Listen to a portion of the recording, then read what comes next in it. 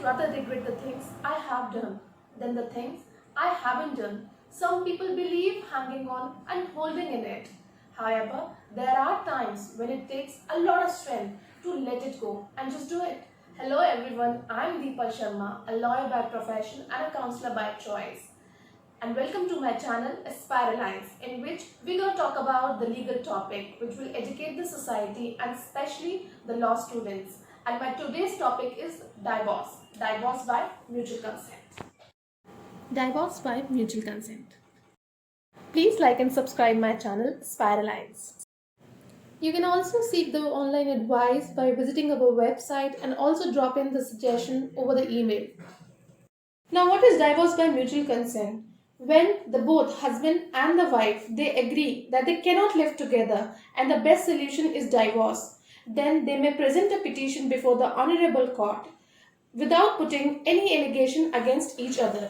यहाँ मैं आपको बताना चाहूँगी, अगर आपकी शादी के बाद 1 साल या उससे ज़्यादा आप अलग रह रहे हैं, being a husband and wife, so it would be better to take a divorce by mutual consent only. And let me tell you one thing here, that this is the fastest way of getting a divorce, because other process that they may take a lot of time and they will linger on so much.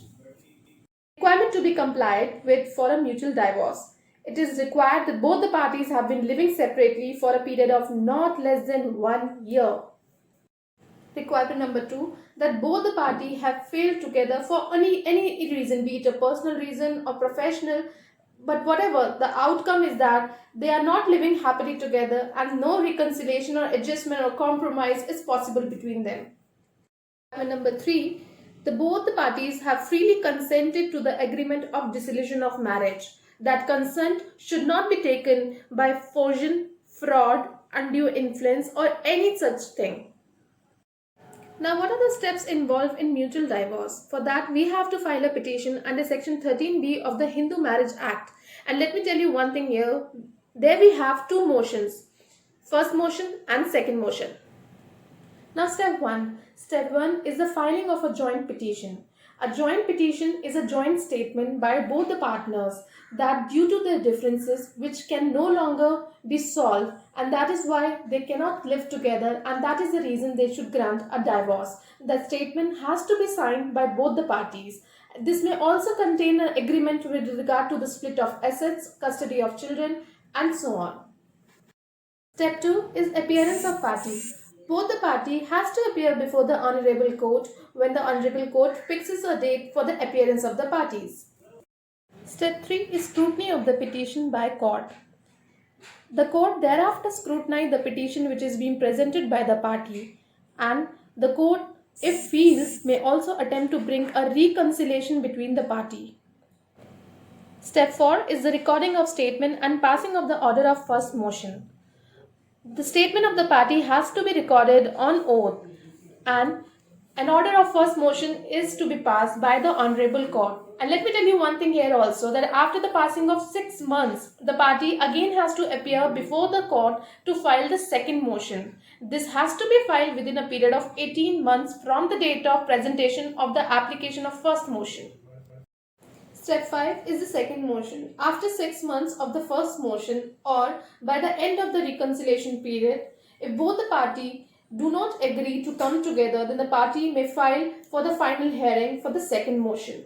In recent judgment, the Honorable Supreme Court also held that 6-month period is not mandatory and it can be waived off depending upon the discretion of the Honorable Court where the present petition is presented.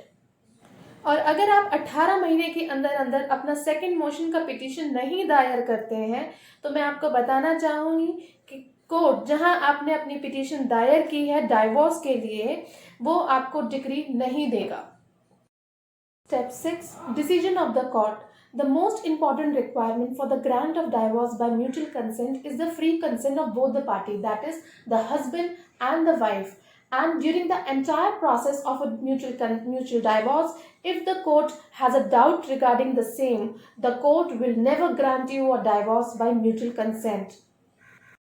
And if there is no question mark on your free consent, then the court may proceed it with and finally grant you a divorce, which becomes a final decision. Advantages of mutual divorce. taking a mutual divorce will save a lot of time of yours and obviously your monetary resources also.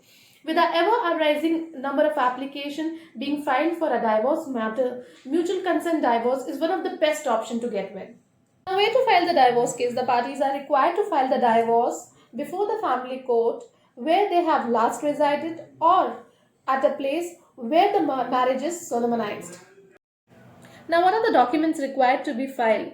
Address proof of husband and wife, certificate of marriage, photographs of marriage, statement to the effect that the husband and wife have been living separately for more than 1 year, and also a statement to the effect that the reconciliation attempt failed. Certain other documents may also be required to file depending upon the fact and circumstance of the matter. Now, how long it will take to get a decree of divorce? So, particularly, nobody can say how long it will take because it thoroughly depends upon the facts and circumstance of the cases. But comparatively to other process, this process is much convenient and less time taking. Is the statutory cooling period of 6 months mandatory? The answer is no. The cooling off period for 6 months is not mandatory. But the party may also request or put a prayer before the Honorable Court to expedite the matter and not to wait for another 6 months. Now, the issue of maintenance. Most of the time, a question comes, can a husband also claim maintenance from the wife? The answer is absolutely yes. Either of the party can claim maintenance or permanent alimony as the case may be. But let me tell you one thing here, that there is no maximum or minimum amount of alimony has been set by the law. It generally depends upon the parties and how they agree. Generally, a gross sum or the monthly amount should not exceed the life of the receiver. ना the issue of child custody, जैसे मैंने आपको पहले ही बताया कि एक agreement बन जाता है हर चीज़ को लेके, तो इसी तरह चाइल्ड की कस्टडी को लेकर भी एक एग्रीमेंट पर हम उतरते हैं. So basically, the custodial parent who will be primarily responsible for the medical, education and emotional need of the children, that has to be agreed upon by both the party, having a conversation with each other.